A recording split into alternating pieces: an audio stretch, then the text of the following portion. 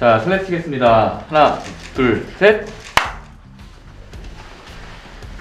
안녕하십니까, 진중관입니다. 안녕하세요, 공경입니다. 안녕하세요, 금태섭입니다. 예, 선호포럼 오늘 6번째 시간입니다. 오늘은 게스트로 아주 특별한 분을 모셨습니다. 20대 대선에 후보로 뛰고 계신 김동연 부총리를 이 자리에 모셨습니다. 안녕하십니까? 네, 안녕하십니까? 네, 반갑습니다. 저는 대한민국 이대로 가면 안 된다는 절박한 심정으로 나왔습니다. 지금같이 가서 어떤 당에 어떤 후보가 돼도 대한민국의 문제를 풀 수 없고 대한민국을 바꿀 수 없다는 아주 절박한 마음으로 이 판을 좀 바꿔보고 싶은 그런 생각으로 나왔습니다. 예. 이번 정부가 사람에 대해서 잘 모르는 것이 아닌가. 권력의 속성이라든가 이게 이렇게 하면 저렇게 움직이고 하는 것을, 그러니까 검찰개혁한다고 쭉 말은 하는데 실제로 그 방향으로, 개혁적인 방향으로 나가지는 못하거든요. 근데 왜 그런 문제가 생긴다고 생각하세요? 청와대 안에 청와대 안의 분위기나 이제 이렇게 보면은. 저는 첫째로는 그 비전과 철학의 부재라고 생각합니다. 예를 들어서 소득조사나 검찰개혁을 왜 하는지에 대해서부터 해야 될 것 같아요. 네. 최저임금을 인상한다고 하면 정책의 목표가 있습니다. 네. 예를 들면 저임금 근로자의 임금을 높여서 소비를 늘리고 투자를 늘리고 경제를 성장시키겠다. 아마 이렇게 얘기를 할 거예요. 네. 그게 중요한 게 아니라고 생각합니다. 이걸 왜 하냐가 중요해요. 검찰개혁도 여러 가지 논란 이슈가 있겠지만 왜 하는지에 대한 철학과 비전의 문제 있죠. 그것이 분명하지 않으면 그 후에 어떤 식으로 전개라도 실패할 겁니다. 왜냐하면 뿌리가 약한 나무를 세우는 거예요. 두 번째는 그런 걸 성공하기 위한 어떤 문제 해결을 위한 일머리, 지금 우리 금 의원께서 말씀하신 것처럼 사람에 대한 이해라든지 이것을 어느 정도 어떤 속도로 어떤 스피드로 관련되는 사람들을 어떻게 공감하고 소통하면서 또는 설득하면서 하는 것에 대한 그런 것들이 없는 것이죠. 그러니까 참 안타까운 것은 최저임금 인상은 해야 되는 과제입니다. 검찰개혁 해야죠.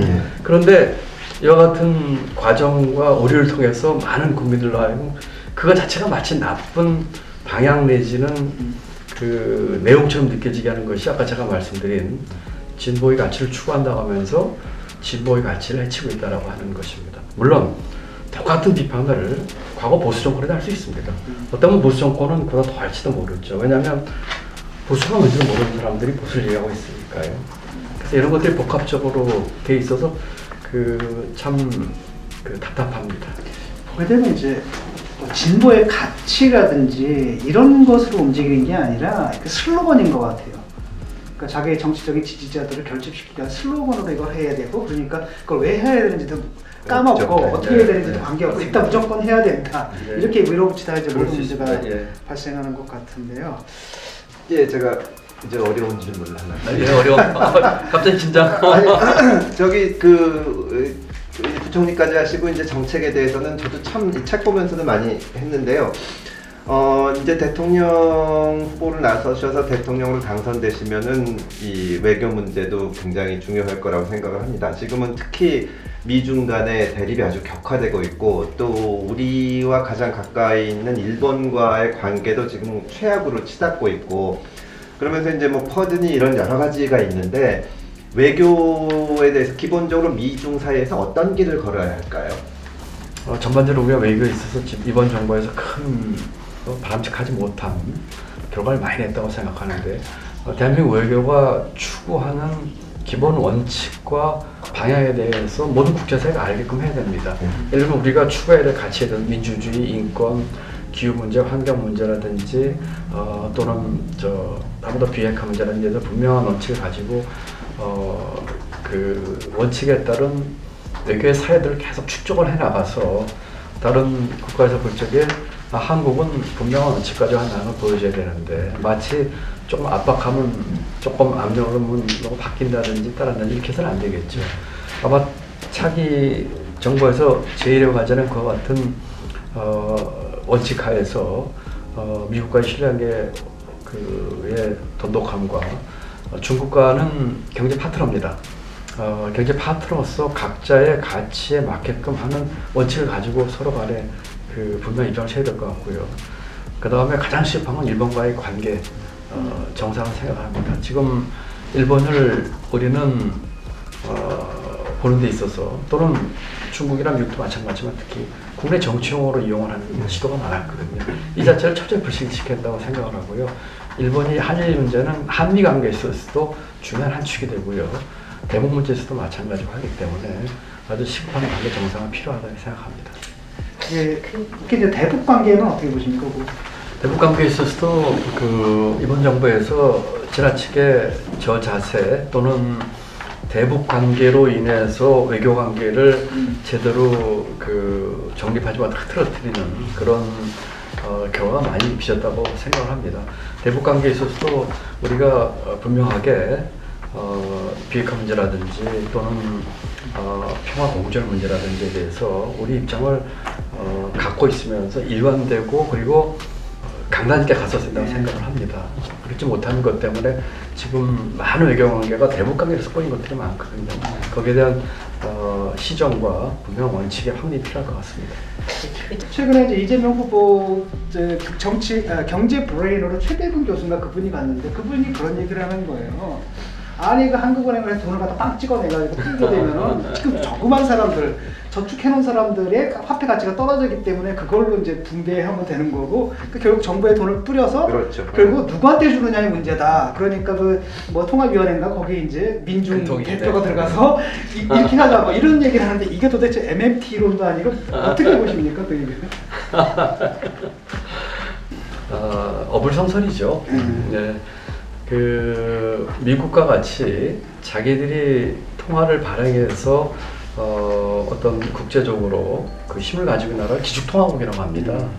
대한민국은 기축통화국이 아닙니다. 한국에서 돈을 발행한다고 하는 얘기는 통화량을 늘리는 거거든요. 이 문제는 굉장히 복잡한 문제를 갖고 있어요. 어떤 분들은 화폐 개혁까지 얘기를 하더라고요. 그런데 이 통화를 찍게 됐을 때에 물가에 미치는 영향이라든지 시장의 돈의 유동성이 풀리는 문제라는 걸 생각을 한다면은 물론 취지가 어떤 말 하는 건 알겠는데 제가 볼 적에는 그리고 글쎄요. 국제적으로도 신뢰가 완전 떨어지는 거죠. 네, 그 진짜 이재명 후보가 하는 식이 되게 그런 거거든요. 어떤 식으로도 돈을 마련해. 그게 이제 임대주택을 팔든지 뭐 하든지 현금을 마련한 다음에 그걸 갖다 정치적 효능감을 주기 위해서 뿌리거든요. 정말 무책임한 얘기예요. 이런 것들 하려면은 아주 실현 가능하고 거기에 더해서 많은 국민들에게 설명을 해야 됩니다. 예를 들면 이런 거죠. 재정에서 지금 600조 정부 예산이 있는데 그중에 100조 정도를 쓰고 싶어요. 그러려면은 어딘가 100조를 마련해야 되지 않겠습니까? 방법은 둘 중에 하나입니다. 있는 돈 줄이거나 아니면 세금을 더 걷거나 하나 더 있겠어요. 국채 발행하면 국채 일단 빼버리자고요. 그렇게 했을 때 국민들에게 얘기를 해야 됩니다. 왜 하는 건지 얘기해야 돼요.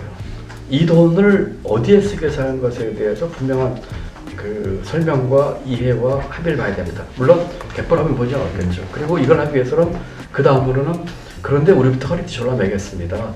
우리 예산부터 예컨대 구조조정해서 30조를 끌어내겠습니다. 비과세 감면 중에 어느 정도 해서 20조 만들겠습니다. 그래도 부족한 50조는 저희가 이렇게 할 수밖에 없습니다. 그런데 이 돈은 이렇게 쓰겠습니다 하는 것에 대해서 하지 않는 이 대안들은 제가 볼 때 대부분이 포퓰리즘, 퍼주기, 그 다음에 표업견 내표라고 보셔도 크게 틀리지 않을 겁니다. 대통령은 이제 국민들의 그 돈으로 쇠고기하고 돼지고기 사 먹는 거 가슴이 그랬던 한간에서는 심상정 후보나 안철수 후보나 이런 분들과 연대해가지고 제3지대로 나가는 게 아니냐 이런 관측도 있거든요. 어떻게 생각하십니까? 제3세력이 그동안 왜 성공하지 못했을까에 대해서는 두 가지 이유를 댑니다. 첫 번째로는 판을 바꾸는 큰 그림을 제시하지 못했다고 생각합니다. 그러니까 내가 대통령이 되자는 생각을 했을 뿐이지 그 판 자체를 어떻게 바꾸는 건지에 대한 그림과 비전이 저는 없었다고 생각하고요. 두 번째는 새로운 시도를 한다고 하면서 기존의 양당을 따라했거든요. 공천도 하향식으로 했고 청년, 여성, 장애인, 다문화 등등등 해서 전부 병풍 세우식을 했기 때문에 저는 두 가지 면에서 실패했다고 생각을 하고 있어요. 첫 번째는 비전과 콘텐츠고 두 번째는 방법이겠죠. 저는 이 두 가지 면에서 다르게 하고 싶다는 생각을 강하게 하고 있습니다. 그래서 지금 얘기하시는 그 다른 분들, 안철수 대표나 심상정 후보나 이런 분들과 저는 글쎄 뭐 따로 또 같이 따로란 뜻은 만약에 이런 생각들과 비전이 맞지 않다면 뭐 따로 하는 수밖에 없는 거겠죠. 가치는 글쎄요, 이런 분과의 기존에 있는 정당에서도 제가 생각하는 그런 어떤 기득권 깨기, 또 기회공화국을 만들기 위한 방법들, 또 방법에 있어서도 정치 계획이 있으면 새로운 방법을 한다고 하면은 저는 뭐 얘기하고 같이 대안하는 거는 충분히 가능하다고 생각합니다. 요거는 좀 가십성인데 최근에 이제 뭐 근거는 없는 얘기고 이제 호사가들 사이에 도는 얘기가 이 대장동 사건이 너무 커져서 만약에 이제 이재명 후보가 흔들리면 민주당에서 김정은 부총리를 영입해가지고 내세우려고 한다는 얘기가 막 돌거든요. 아, 그래요? 그럴 가능성은 없겠네요, 그러면. 우리 단톡방에도 돌았는데. 아, 그래요? 이 당이든 저 당이든 네. 완전히 환골탈태라고 개가천선하고 제가 하는 그런 취재 맡으면 제가 받아주겠습니다. 그렇게 표현하고 싶어요. 그러니까 왜 제가 건방떠는 게 아니고요. 만약에 뭐 그런 얘기 있는 건 제가 별로 썩 유쾌하지도 않지만 그런 그 후보가 돼서 어떤 게 당선되고 하는 것을 제가 바라고 이 일하고 있는 거 아니거든요. 제가 아까 제 이력서에 나오지 않는 얘기를 했는데 국가 사회로부터 받은 이 덕택과 이 뭐 은혜라고 할까요? 하는 걸 어떻게 돌릴 수 있는가가 제 그 남아있는 관심입니다.